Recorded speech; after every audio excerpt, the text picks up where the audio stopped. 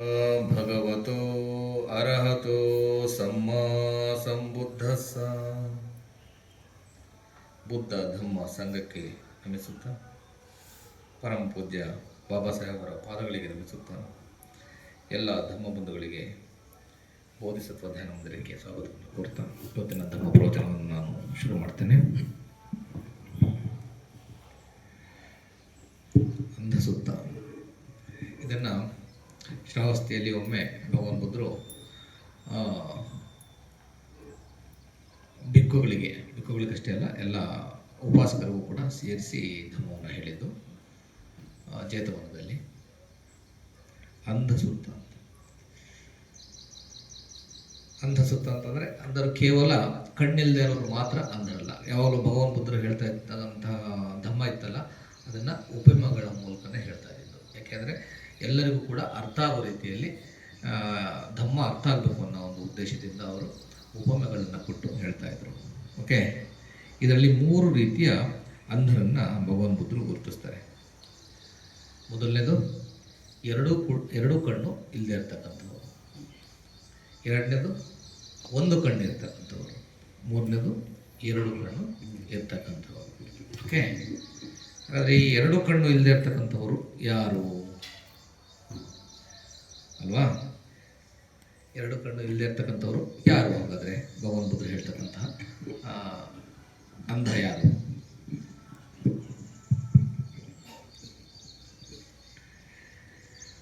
ಭಗವಾನ್ ಬುದ್ಧರು 5 criterias ಕೊಡ್ತಾರೆ, ಅದನ್ನು ನಾವು ಡಿಸ್ಕ್ರೈಬ್ ಮಾಡಲಿಕ್ಕೆ. ಅದರಲ್ಲಿ ಅಂಧ ಅಂತ ಅಂದರೆ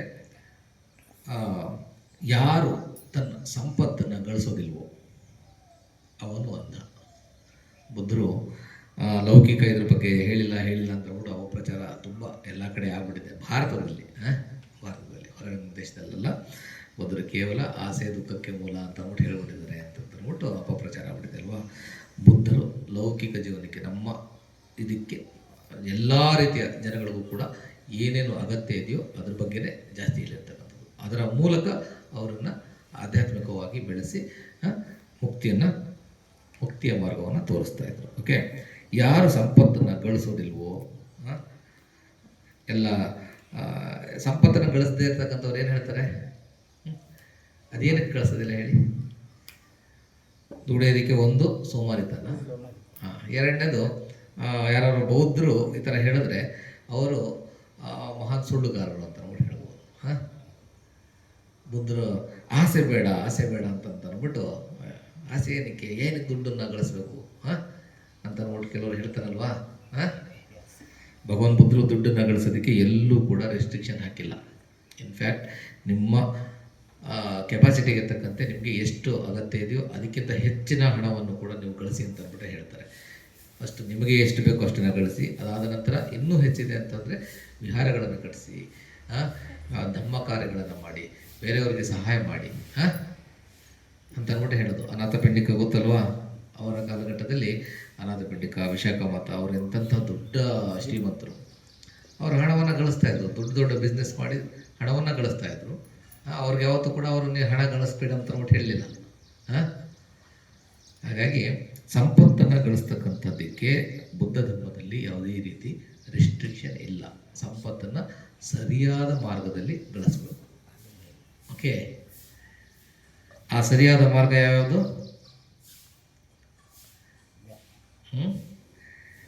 5 ಕೆಲಸಗಳನ್ನು ಬಿಟ್ಟು ಬೇರೆ ಎಲ್ಲ ರೀತಿಯಲ್ಲೂ ನೀವು ಸಂಪತ್ತನ್ನು ಗಳಿಸ್ಬೋದು.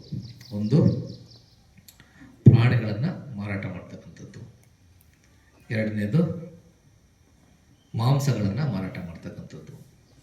ಮೂರನೇದು, ವಿಷಯಗಳನ್ನು, ವೆಪನ್ಸನ್ನು ಮಾರಾಟ ಮಾಡ್ತಕ್ಕಂಥದ್ದು. ನಾಲ್ಕನೇದು, ವ್ಯಭಿಚಾರವನ್ನು ಮಾಡಿ ಗಳಿಸ್ತಕ್ಕಂಥದ್ದು. 5ನೇದು, ಮನುಷ್ಯರನ್ನು ಮಾರಾಟ ಮಾಡಿ ಗಳಿಸ್ತಕ್ಕಂಥದ್ದು, ಅಂದರೆ ಸ್ಲೇವರಿ, ಅದನ್ನು ಮಾಡಿಕೊಂಡು ಗಳಿಸ್ತಕ್ಕಂಥದ್ದು. ಇಷ್ಟನ್ನು ಬಿಟ್ಟು ನೀವು ಬೇರೆ ಎಲ್ಲ ರೀತಿಯಲ್ಲೂ ಕೂಡ ಒಳ್ಳೆಯ ಕೆಲಸಗಳನ್ನು ಮಾಡಿ ನಿಮಗೆ ಎಷ್ಟು ಕೆಪಾಸಿಟಿ ಇದ್ದು ಅಷ್ಟು ಅದಕ್ಕಿಂತ ಹೆಚ್ಚು ಹಣವನ್ನು ಗಳಿಸಿ ಒಳ್ಳೆಯ ಮಾರ್ಗದಲ್ಲಿ ಅಂತ ಅಂದ್ಬಿಟ್ಟು ಭಗವಾನ್ ಹೇಳ್ತಾರೆ. ಓಕೆ, ಹಾಗಾಗಿ ಸಂಪತ್ತನ್ನು ಗಳಿಸೋದಕ್ಕೆ ಯಾವುದೇ ರೀತಿ ರಿಸ್ಟ್ರಿಕ್ಷನ್ ಇಲ್ಲ, ಸರಿಯಾದ ಮಾರ್ಗದಲ್ಲಿ ಮಾತ್ರ ಗಳಿಸ್ಬೇಕು. ಈ 2 ಕಣ್ಣು ಇಲ್ಲದೆ ಇರ್ತಕ್ಕಂಥವ್ರು ಈ ಸಂಪತ್ತನ್ನು ಗಳಿಸ್ತಕ್ಕಂಥದ್ದನ್ನು ಮಾಡಲ್ಲ, ಎಲ್ಲ ರೀಸನ್ಸ್ ಹೇಳ್ಕೊಂಡು ಹೋಗ್ತಾರೆ. ಓಕೆ. ಎರಡನೇ ಕ್ರೈಟೀರಿಯಾ, ಸಂಪತ್ತನ್ನು ಗಳಿಸೋದಷ್ಟೇ ಅಲ್ಲ, ಆ ಸಂಪತ್ತನ್ನು ಏನು ಗಳಿಸ್ತೀವಲ್ಲ ಅದನ್ನು ಉಳಿಸ್ಕೊಳ್ತಕ್ಕಂಥದ್ದು ಮತ್ತು ಅದನ್ನು ಮಲ್ಟಿಪ್ಲೈ ಮಾಡ್ತಕ್ಕಂಥದ್ದನ್ನು ನಾವು ಕಲಿಬೇಕು. ಓಕೆ. ಎರಡೂ ಕಣ್ಣಿಲ್ಲದೆ ಇರ್ತಕ್ಕಂಥವ್ರು ಇದನ್ನು ಕೂಡ ಮಾಡಲ್ಲ. ಸಂಪತ್ತನ್ನು ಎಲ್ಲ ಸಂಪತ್ತು ಯಥೇಚ್ಛವಾದ ಸಂಪತ್ತಿದೆ ಅಂತ ಇಟ್ಕೊಳ್ಳಿ ಅವರ ಹತ್ರ, ಅದನ್ನು ಮಲ್ಟಿಪ್ಲೈ ಮಾಡೋದ್ರ ಬದಲಾಗಿ ಖರ್ಚು ಮಾಡಿ ಮಾಡಿ ಮಾಡಿ ಮಾಡಿ ಎಲ್ಲವನ್ನು ಕೂಡ ಕಳ್ಕೊಳ್ತಾರೆ. ಓಕೆ. ಸಂಪತ್ತನ್ನು ಕೇವಲ ಗಳಿಸ್ಕೊಳ್ಳೋದಷ್ಟೇ ಅಲ್ಲ, ಅದನ್ನು ಉಳಿಸ್ಕೊಳ್ಬೇಕು, ಅದನ್ನು ಮಲ್ಟಿಪ್ಲೈ ಮಾಡಬೇಕು, ಅದನ್ನು ವೃದ್ಧಿಸಬೇಕು, ಅದನ್ನು ಇನ್ವೆಸ್ಟ್ ಮಾಡಬೇಕು. ಭಗವಾನ್ ಬುದ್ಧರು ಒಂದು ಸೂತ್ರದಲ್ಲಿ ಹೇಳ್ತಾರಲ್ಲ ಬಡ್ಜೆಟ್ ಮ್ಯಾನೇಜ್ಮೆಂಟಲ್ಲಿ, ನೀವು ಏನು ದುಡಿತೀರ ಅದರಲ್ಲಿ ಒಂದು ಭಾಗವನ್ನು ನಿಮಗೆ ನೀವು ಇಟ್ಕೊಳ್ಬೇಕು ನಿಮ್ಮ ದೈನಂದಿನ ಖರ್ಚುಗಳಿಗೆ, ಇನ್ನೊಂದು ಭಾಗವನ್ನು ಇನ್ವೆಸ್ಟ್ ಮಾಡಬೇಕು, ಇನ್ನೊಂದು ಭಾಗವನ್ನು ನಿಮ್ಮ ತುರ್ತು ಸಂದರ್ಭಗಳಿಗೆ ಬೇಕಾಗ್ತಕ್ಕಂತಹ ಒಂದು ಸಂದರ್ಭಕ್ಕೆ ಅದನ್ನು ಎತ್ತಿಡಬೇಕು, ಮತ್ತು ಇನ್ನೊಂದು ಭಾಗವನ್ನು ದಾನವಾಗಿ, ಅಂದರೆ ಯಾರಿಗೆ ಅರ್ಹರಿಗೆ ದಾನವನ್ನು ಕೊಡ್ತಕ್ಕಂತಹದ್ದನ್ನು ಅಭ್ಯಾಸ ಮಾಡಬೇಕು. ಒಳ್ಳೆಯ ಕೆಲಸಗಳಿಗೆ, ಧಮ್ಮ ಕೆಲಸಗಳಿಗೆ ಅದನ್ನು ವಿನಿಯೋಗಿಸ್ಬೇಕು. ಓಕೆ. ಇದು ಎರಡನೇದು. ಮೊದಲನೇದು ಸಂಪತ್ತನ್ನು ಗಳಿಸ್ತಕ್ಕಂಥದ್ದು, ಎರಡನೇದು ಇರ್ತಕ್ಕಂಥ ಸಂಪತ್ತನ್ನು ವೃದ್ಧಿಸ್ತಕ್ಕಂಥದ್ದು. ಓಕೆ. ಇದು ಎರಡೂ ಕಣ್ಣಿಲ್ಲದೆ ಇರ್ತಕ್ಕಂಥವ್ರು ಇದೆರಡನ್ನೂ ಕೂಡ ಮಾಡಲ್ಲ. ಅದಷ್ಟೇ ಅಲ್ಲ, ಇನ್ನೂ 3 ಕ್ರೈಟೀರಿಯಾ ಇದೆ. ಅದ್ಯಾವುದು, ಅವರಿಗೆ ಕುಶಲ ಯಾವುದು ಅಕುಶಲ ಯಾವುದು ಅಂತ ಅಂದ್ಬಿಟ್ಟು ಗೊತ್ತಿರಲ್ಲ. ಕುಶಲ ಯಾವುದು, ಇಷ್ಟು ದಿನ ನಾವು ನಮ್ಮ ಚರ್ಚೆಯನ್ನು ಮಾಡಿದ್ದೀವಲ್ವಾ, ಕುಶಲ ಯಾವುದು ಹಾಗಾದರೆ ಭಗವಾನ್ ಬುದ್ಧರ ಪ್ರಕಾರ?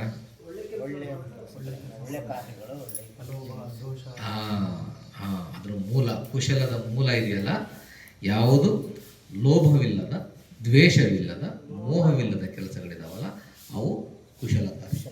ಓಕೆ.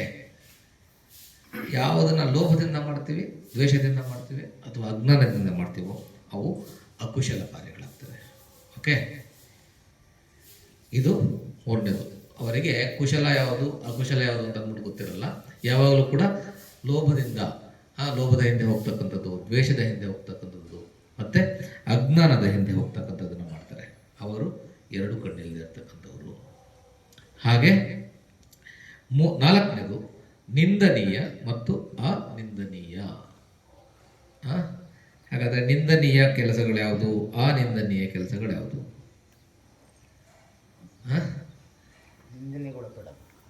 ಯಾವುದು? ನಾವೆಲ್ಲ ನಿಂದನೆ ಮಾಡಿದ್ರೆ ಅದು ನಿಂದನೆಗೆ ಒಳಪಟ್ಟಂಗ? ನಿಂದನೆಗೆ ಯಾರು ನಿಂದನೆ ಮಾಡೋದಕ್ಕೆ ಅರ್ಹತೆ ಬೇಕು, ಅದಕ್ಕೂ ಕೂಡ ಭಗವಾನ್ ಬುದ್ಧರು ಹೇಳ್ತಾರೆ, ಕೇವಲ ಬುದ್ಧರು, ಅರ್ಹಂತರು ಮತ್ತು ಜ್ಞಾನಿಗಳು ಅಂದರೆ ಈ ಬೋಧಿಯ ಮಾರ್ಗದಲ್ಲಿ ಇರ್ತಕ್ಕಂಥವ್ರು, ಸೋತಾಪನ್ನ, ಸಗತಾಗಾಮಿ, ಅನಾಗಾಮಿ, ಅರ್ಹಂತರು, ಇವರಿಂದ ನಿಂದನೆಗೊಳಗಾಗ್ತಕ್ಕಂತಹ ಕೆಲಸಗಳನ್ನು ಮಾಡಿದ್ರೆ ಅದು ತಪ್ಪು, ಅದು ನಿಂದನೆಗೆ ಅಂದರೆ ವರ್ಜನೀಯ ಅಂತ ಹೇಳ್ತಾರೆ. ಅದನ್ನು ವರ್ಜಿಸ್ತಕ್ಕಂತಹ ಕೆಲಸಗಳು, ಅವನ್ನು ಮಾಡಬಾರ್ದು ನಾವು. ಓಕೆ. ಇವರಿಂದ ನಾವು ನೀವು ನಿಂದನೆ ಮಾಡಿದ್ರೆ ಅದು ನಿಂದನೆ ಅಲ್ಲ. ಹಾಗಂತ ಅಂದ್ಬಿಟ್ಟು ನಮಗೆ ಪ್ರಜ್ಞಾಪೂರ್ವಕವಾಗಿ ಯಾವುದು ಒಳ್ಳೆಯದು, ಯಾವುದು ಕುಶಲ, ಯಾವುದು ಅಕುಶಲ, ಈ ಮೂಲಗಳನ್ನು ನಾವು ಹೇಳಿದ್ವಲ್ಲ ಅವ್ರನ್ನ ಗೊತ್ತಿದ್ದು ನಾವು ಗೈಡ್ ಮಾಡ್ಬೋದು. ಆದರೆ ನಾವು ಮಾಡ್ತಕ್ಕಂಥದ್ದು ನಿಂದನೆ ಅಂತ ಅಂದ್ಬಿಟ್ಟು ಕಲಿಸ್ಕೊಳ್ಳೋದಿಲ್ಲ. ಭಗವಾನ್ ಬುದ್ಧರು, ಅರ್ಹಂತರು ಮತ್ತು ಸೋತಾಪನ್ನ, ಸಗದಗಾಮಿ, ಅನಾಗಾಮಿ, ಯಾರು ಜ್ಞಾನಿಗಳಿರ್ತಾರೋ ಅವರಿಂದ ಇದು ಸರಿಯಲ್ಲ ಅಂತಂದ್ಬಿಟ್ಟು ಹೇಳಿದ್ರೆ ಅಂತಹ ಕೆಲಸಗಳನ್ನು ಮಾಡಬಾರ್ದು. ಅದು ನಿಂದನೀಯ ಮತ್ತು ಅನಿಂದನೀಯ. ಈ ಎರಡು ಕಣ್ಣಿಲ್ಲದೆ ಇರ್ತಕ್ಕಂಥವ್ರು ಏನು ಮಾಡ್ತಾರೆ, ಕೇವಲ ಅನಿಂದನೀಯ ಕೆಲಸಗಳನ್ನೇ ಮಾಡ್ತಾರೆ. ನಿಂದನೀಯ ಕೆಲಸಗಳನ್ನು ಮಾಡ್ತಾರೆ. ಅವರು ಬುದ್ಧರಿಂದಾಗಲಿ, ಅರ್ಹಂತರಿಂದಾಗಲಿ, ಸೋತಪ್ಪನ ಸಗದ ಯಾರು ಬೋಧಿಯ ಮಾರ್ಗದಲ್ಲಿದ್ದಾರೋ ಅವರಿಂದ ಪ್ರಶಂಸೆಗೆ ಒಳಪಡಿಸ್ಕೊಳ್ಳೋದಿಲ್ಲ. ಅವರ ಮಾತುಗಳನ್ನ ಕೇಳೋದು ಇಲ್ಲ ಮತ್ತು ಆ ರೀತಿ ನಡ್ಕೊಳ್ಳೋದು ಇಲ್ಲ. ಅವರು ಎರಡು ಕಣ್ಣಿಲ್ಲದೆ ಇರ್ತಕ್ಕಂಥವ್ರು. ಐದನೆಯದು ಉತ್ತಮವಾದ ಕೆಲಸವನ್ನು ಮಾಡ್ತಕ್ಕಂಥದ್ದು ಮತ್ತು ಉತ್ತಮವಲ್ಲದ ಕೆಲಸಗಳನ್ನು ಮಾಡ್ತಕ್ಕಂಥದ್ದು, ಅಂದರೆ ಕೀಳಾಗಿರ್ತಕ್ಕಂಥ ಕೆಲಸಗಳನ್ನು ಮಾಡ್ತಕ್ಕಂಥದ್ದು. ಹಾಗಾದರೆ ಉತ್ತಮವಾದ ಕೆಲಸಗಳು ಯಾವುದು?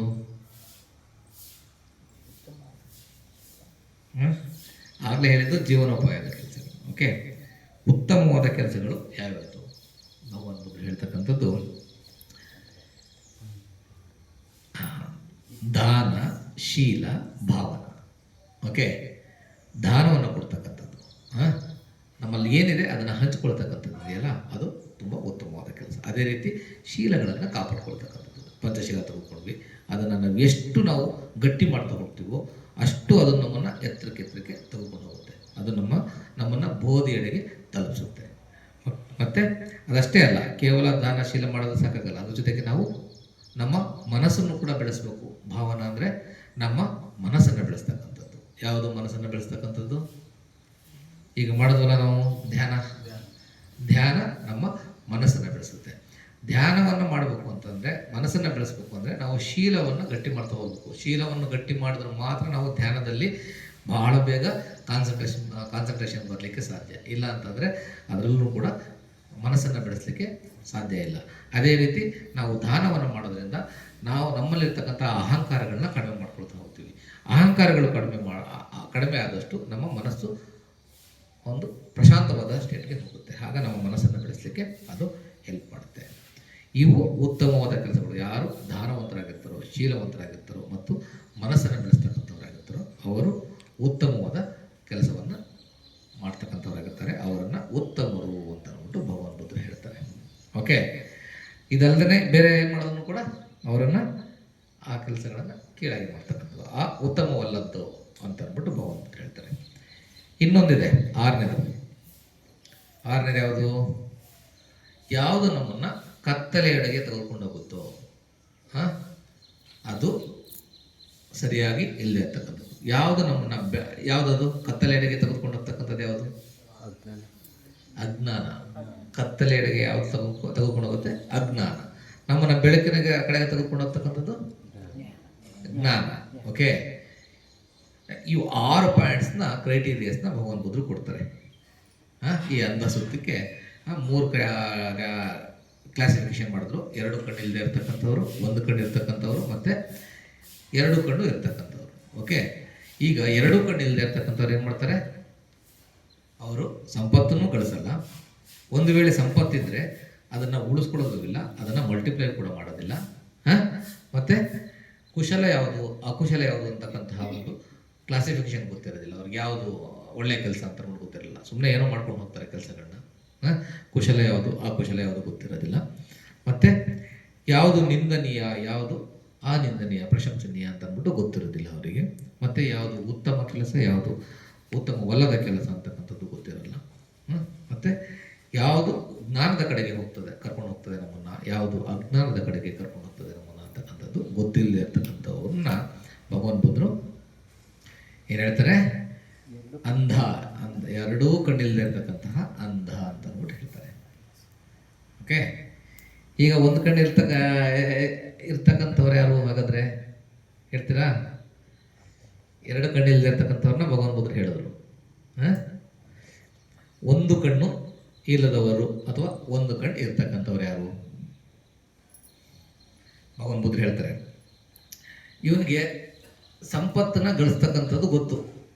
ಅದು ಯಾವ ಮಾರ್ಗನಾದರೂ ಆಗಿರ್ಬೋದು. ಅದು ಸಂಪತ್ತನ್ನು ಚೆನ್ನಾಗಿ ಗಳಿಸ್ತಾನೆ ಅವನು.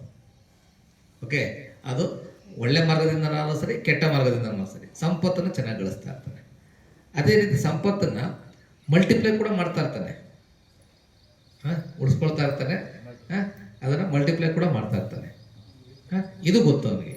ಆದರೆ ಅದನ್ನು ಸರಿಯಾಗಿ ಗಳಿಸ್ತಾ ಇದ್ದೀನ ಅಂದರೆ ಅದು ಕುಶಲವಾದ ಮಾರ್ಗದಲ್ಲಿ ಗಳಿಸ್ತಾ ಇದ್ದೀನ, ಅಕುಶಲವಾದ ಮಾರ್ಗದಲ್ಲಿ ಗಳಿಸ್ತಾ ಇದ್ದೀನ, ಅದು ಗೊತ್ತಿಲ್ಲ.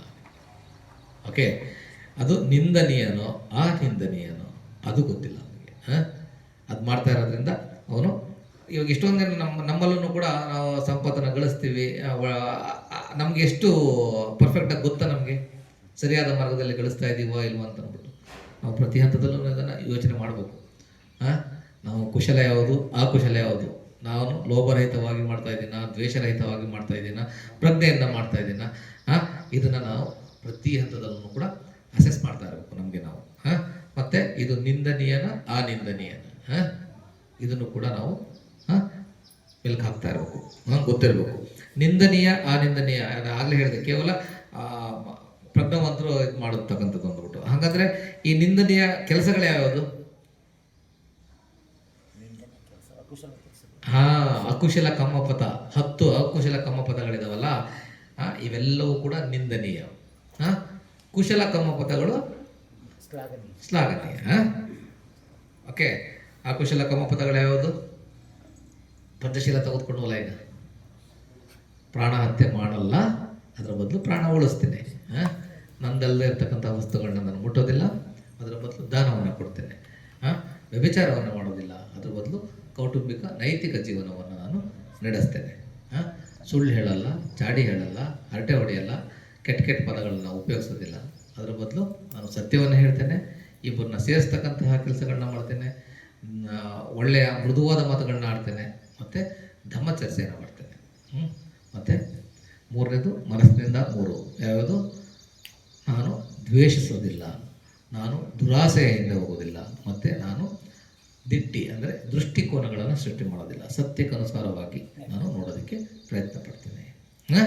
ಇವು ಕುಶಲ ಅಕುಶಲ. ಯಾರು ಅಕುಶಲ ಕರ್ಮಗಳನ್ನು ಮಾಡ್ತಾರೋ ಅವರು ನಿಂದನೀಯ. ಯಾರು ಕುಶಲ ಕರ್ಮಗಳನ್ನು ಮಾಡ್ತಾರೋ ಅವರು ಶ್ಲಾಘನೀಯ. ಓಕೆ, ಮತ್ತೆ ಈ ಒಂದು ಕಡೆ ಇರ್ತಕ್ಕಂಥವ್ರಿಗೆ ಈ ನಿಂದನೀಯ ಕೆಲಸಗಳು ಯಾವುದು, ಆ ನಿಂದನೀಯ ಕೆಲಸಗಳು ಯಾವುದು ಅಂತ ಅಂದ್ಬಿಟ್ಟು ಗೊತ್ತಿರೋದಿಲ್ಲ. ಸುಮ್ಮನೆ ಗಳಿಸ್ತಾ ಇರ್ತಾನೆ. ಈಗ ಇವತ್ತಿನ ಇದರಲ್ಲಿ ಎಷ್ಟೊಂದು ದಿನ ಮಾಡ್ತಾ ಇದಾರಲ್ಲ, ಕೆಲಸ ಮಾಡ್ತಾ ಇದ್ದಾರೆ, ದುಡ್ಡನ್ನು ಗಳಿಸ್ತಾ ಇದ್ದಾರೆ, ಸಿಕ್ಕಾಪಟ್ಟೆ ಶ್ರೀಮಂತರಾಗ್ತಾ ಇದ್ದಾರೆ. ಶ್ರೀಮಂತರಾಗ್ತಾನೆ ಇದ್ದಾರೆ, ಬಡವರು ಆಗ್ತಾನೆ ಇದ್ದಾರೆ ಅಲ್ವಾ. ಅವರು ಒಂದು ಕಡೆ ಇರ್ತಕ್ಕಂಥವ್ರು ಮಲ್ಟಿಪ್ಲೈ ಆಗ್ತಾ ಇರ್ತಾರೆ ಅಲ್ವಾ. ಅಂಬಾನಿ, ಅದಾನಿ, ಯಾರು ಅಂದರೆ ಎಕ್ಸಾಂಪಲ್ ಕೊಟ್ಟಿದ್ದಷ್ಟೇ, ಪರ್ಟಿಕ್ಯುಲರ್ಗೆ ಅಂತ ಅಲ್ಲ. ಮಾಡ್ತಕ್ಕಂತಹ ಕೆಲಸದಲ್ಲಿ ಅವರಿಗೆ ಯಾವುದು ಕುಶಲವಾಗಿದೆ, ಯಾವುದು ಅಕುಶಲವಾಗಿದೆ ಗೊತ್ತಿಲ್ಲ, ಒಟ್ಟು ಹಣ ಗಳಿಸ್ಬೇಕು, ಯಾವುದೇ ಮಾರ್ಗದಿಂದ ಸರಿ. ಅವರು ಒಂದು ಕಡೆ ಇರ್ತಕ್ಕಂಥವ್ರು, ಅದು ನಿಂದನೀಯ ನಿಂದನೀಯ ಗೊತ್ತಾಗೋದಿಲ್ಲ ಅವ್ರಿಗೆ. ಇದು ಉತ್ತಮವಾದದ್ದು, ಇದು ಉತ್ತಮವಲ್ಲದ್ದು ಅಂತಕ್ಕಂಥದ್ದು ಗೊತ್ತಾಗೋದಿಲ್ಲ. ಯಾವುದು ಉತ್ತಮವಾದದ್ದು? ಉತ್ತಮವಾದದ್ದಾಗಲೇ ಹೇಳದ್ನಲ್ಲ,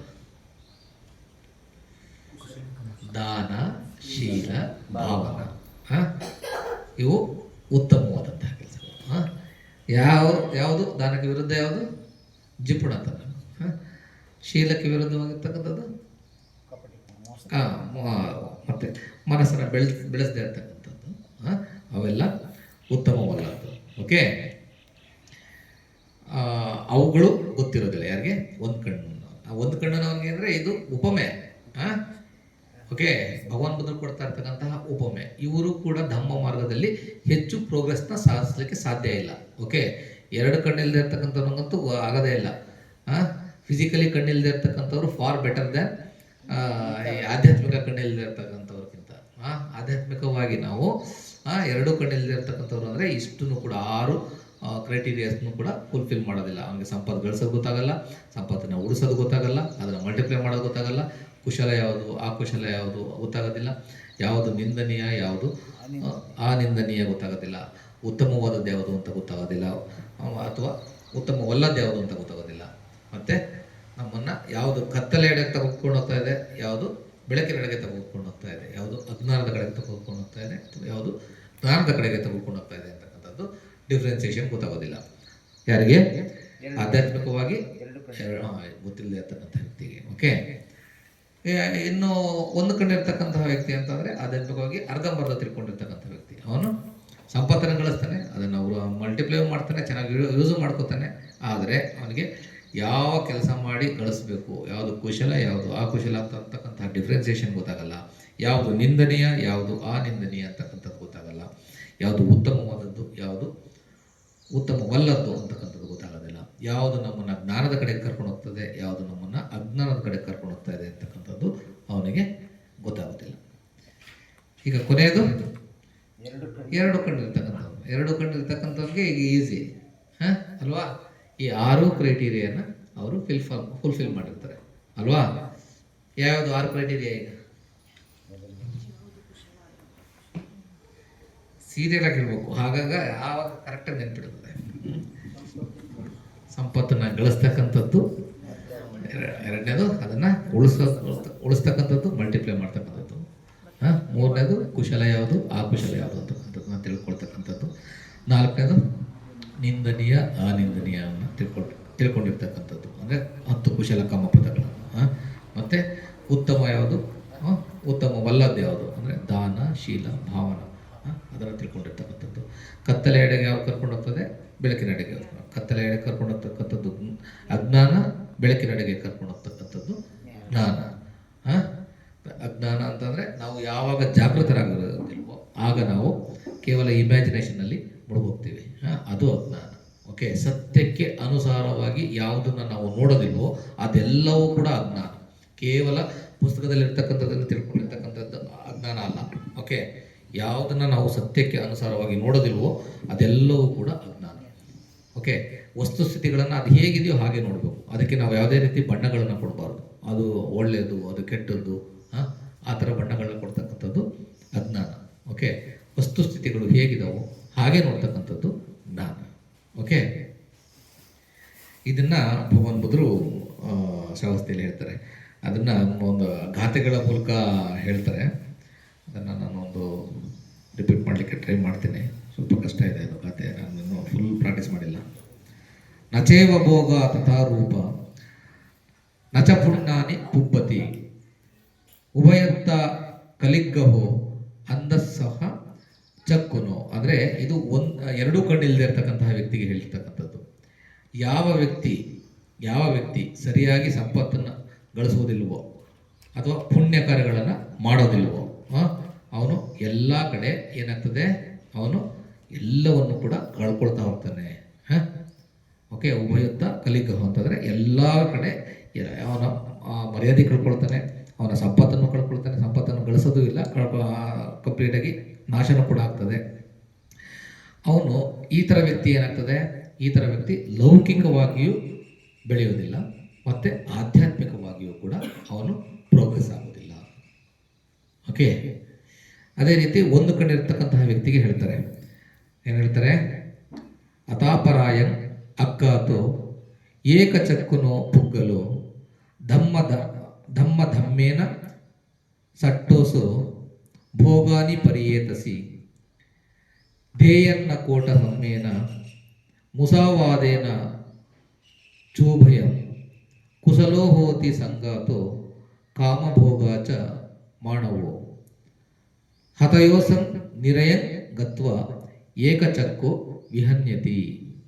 ಅಂದರೆ ಯಾರು ಸರಿಯಾದ ಮಾರ್ಗದಲ್ಲಿ ಗಳಿಸೋದಿಲ್ವ, ಅಂದರೆ ಒಂದು ಕಣ್ಣಿರ್ತಕ್ಕಂತಹ ವ್ಯಕ್ತಿಗೆ ಹೇಳ್ತಕ್ಕಂಥದ್ದು, ಒಂದು ಕಣ್ಣಿರ್ತಕ್ಕಂತಹ ವ್ಯಕ್ತಿ ಸಂಪತ್ತನ್ನು ಗಳಿಸ್ತಾನೆ, ಆದರೆ ಸರಿಯಾದ ಮಾರ್ಗದಲ್ಲಿ ಗಳಿಸಿರಲ್ಲ. ಅವನು ತಪ್ಪು ಮಾರ್ಗದಲ್ಲಿ ಗಳಿಸಿರ್ತಾನೆ, ಕೆಟ್ಟ ಕೆಲಸಗಳನ್ನು ಮಾಡಿ ಗಳಿಸ್ತಾ ಇರ್ತಾನೆ, ಮೋಸ ಮಾಡಿ, ಕಳ್ಳತನ ಮಾಡಿ, ಸುಳ್ಳು ಹೇಳಿ ಗಳಿಸ್ತಾ ಇರ್ತಾನೆ. ಅವನು ಹಣವನ್ನು, ಸಂಪತ್ತನ್ನು ಗಳಿಸ್ತಾನೆ. ಅವನೇನು ಮಾಡ್ತಾನೆ, ಅವನು ಯಾವಾಗಲೂ ಕೂಡ ಇಂದ್ರಿಯ ಸುಖಗಳ ಹಿಂದೆ, ಇಂದ್ರಿಯ ಭೋಗಗಳ ಹಿಂದೆ ಅವನು ಹೋಗ್ತಾ ಇರ್ತಾನೆ. ಸೊ ಅವನು ಯಾವಾಗ ಯಾಕೆ ಅವನು ಗೊತ್ತಿರಲ್ಲ, ಕುಶಲ ಯಾವುದು ಅಕುಶಲ ಯಾವುದು ಗೊತ್ತಿಲ್ಲ, ನಿಂದನೀಯ ಅನಿಂದನೀಯ ಗೊತ್ತಿಲ್ಲ, ಉತ್ತಮ ಅತ್ಯುತ್ತಮವಲ್ಲದ್ದು ಗೊತ್ತಿಲ್ಲ, ಮತ್ತು ಪ್ರಜ್ಞೆ, ಜ್ಞಾನ ಮತ್ತು ಅಜ್ಞಾನ ಯಾವುದು ಅಂತ ಗೊತ್ತಿಲ್ಲ. ಸೊ ಅವನು ಯಾವಾಗಲೂ ಕೂಡ ಇಂದ್ರಿಯ ಸುಖಗಳ ಹಿಂದೆ ಹೋಗ್ತಾ ಇರ್ತಾನೆ. ಹಾಗಾಗಿ ಅವನು ಕೊನೆಗೆ ಏನಾಗ್ತಾನೆ, ಕೊನೆಗೆ ಅವನು ಲೌಕಿಕವಾಗಿ ಸ್ವಲ್ಪ ಮಟ್ಟಿಗೆ ಚೆನ್ನಾಗಿದ್ದನ್ನು ಕೂಡ ಆಧ್ಯಾತ್ಮಿಕವಾಗಿ ಅವನು ನಾಶ ಆಗ್ತಾನೆ. ಕೊನೆಗೆ ಅವನು ನಿರಯದಲ್ಲಿ ಹುಟ್ಟುತ್ತಾನೆ ಅಂತ ಅಂದ್ಬಿಟ್ಟು ಭಗವಾನ್ ಬುದ್ಧರು ಹೇಳ್ತಾರೆ. ಮೂರನೇದು ದ್ವಿಚಕ್ಕುನಪ ಅಕ್ಕಾತು ಸೆಟ್ಟೋ ಪುರಿಸ ಪುಗ್ಗಲು ದಮ್ಮಲ ದೇಹಿ ಭೋಗೇಹಿ ಉಡ್ಡಾನಾದೀಗ ತಂದನ ತದಾಸೀಟ ಸಕ್ಕಪ್ಪು ಅಭ್ಯಾಗನೋಸು ನರು ಉಪೇತ ಭಟ್ಟಂ ಕಂಠಾನಂ ಎತ್ತಿಗಧ್ವಾನ ಸೋಚತಿ ಅಂಧನಂಚೆ ಏಕಚಕ್ಕುಂದ ಅರಾಕ ಪರಿದ್ವಾದಯೇ ದ್ವಿಚಕ್ಕನ ಸೇವಕ ಸೇಟ್ಟ ಪುರುಷ ಪುಗ್ಗಲಂತಿ.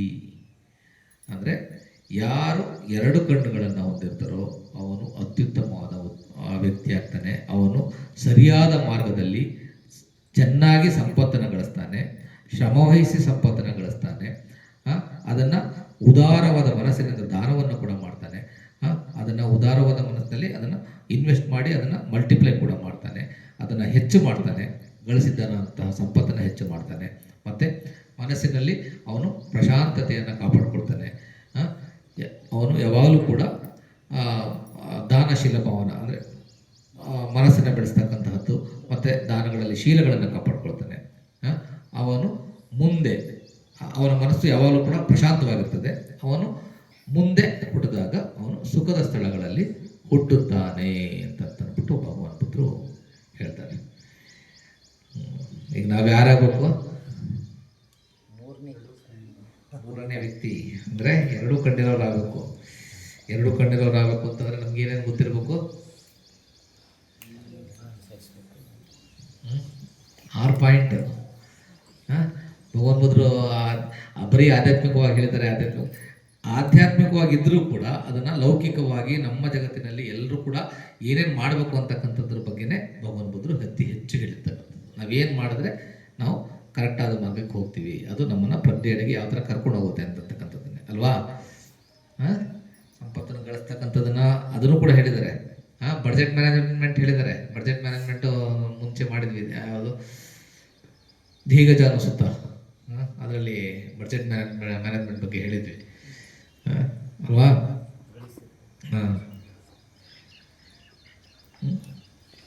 ರೈಟ್. ಇದನ್ನು ಹೇಳಿದಾಗ ಸುಮಾರು ಜನ ಬೆಕ್ಕುಗಳು ಮತ್ತು ಉಪಾಸಕರೆಲ್ಲ ಇರ್ತಾರೆ, ಶ್ರಾವಸ್ತಿ ಉಪಾಸಕರು, ಅದನ್ನು ಕೇಳಿ ಸಂತೋಷ ಪಡ್ತಾರೆ. ಓಕೆ, ಸರಿಯಾಗಿ ಗಳಿಸ್ತಕ್ಕಂಥದ್ದನ್ನು ಯಾವಾಗಲೂ ಕೂಡ ಶಾಂತವಾದ ಸಂತೋಷವಾದ ಮನಸ್ಸಿನಿಂದ ನಾವು ಗಳಿಸಿದ್ದನ್ನು ಸರಿಯಾದ ಮಾರ್ಗದಲ್ಲಿ ನಾವು ಉಪಯೋಗ ಕೂಡ ಮಾಡ್ಕೋಬೇಕು. ಓಕೆ, ಅದು ಸರಿಯಾದ ಗಳಿಸುವಿಕೆ ಅಂತ ಅಂದ್ಬಿಟ್ಟು ಭಗವಾನ್ ಬುದ್ಧ ಹೇಳ್ತಾರೆ. ಇಷ್ಟನ್ನು ಹೇಳ್ತಾ ಇವತ್ತಿನ ಧಮ್ಮ ಪ್ರವಚನವನ್ನು ನಾನು ಮುಕ್ತಾಯ ಮಾಡ್ತೇನೆ. ಏನಾದರೂ ಅನುಮಾನಗಳಿದ್ದರೆ ದಯಮಾಡಿ ಕೇಳಿ.